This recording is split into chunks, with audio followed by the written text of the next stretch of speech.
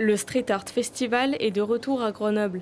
Intitulé Résilience 2, cette 11e édition souhaite alerter sur les difficultés que rencontre le monde de la culture. Résilience 2, ça fait référence à Résilience, la première édition Résilience. On était très contents d'avoir réussi à passer entre les gouttes la première année Covid. Et là, Résilience 2, voilà, on est face à une nouvelle, on va dire, on a des bâtons dans les roues qui arrivent. Là, voilà, ce sont des baisses de subventions. Et on est toujours là, toujours debout et on essaie de livrer une édition du Street Art Fest Grenoble-Alpes.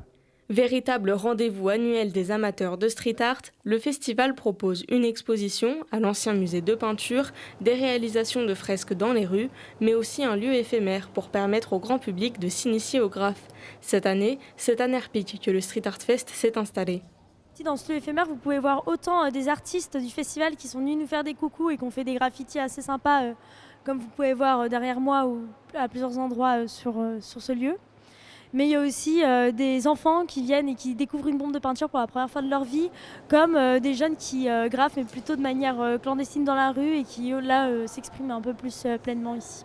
Ça fait partie de l'ADN un peu du street art, justement, de permettre aux gens qui ont envie de s'essayer d'avoir un lieu où ils peuvent appuyer sur une bombe, voir ce que ça fait, ce que ça veut dire. Il y a besoin de ce type d'espace-là. Si nous, pendant le festival, on arrive à mettre ce type d'espace à disposition du public, c'est génial.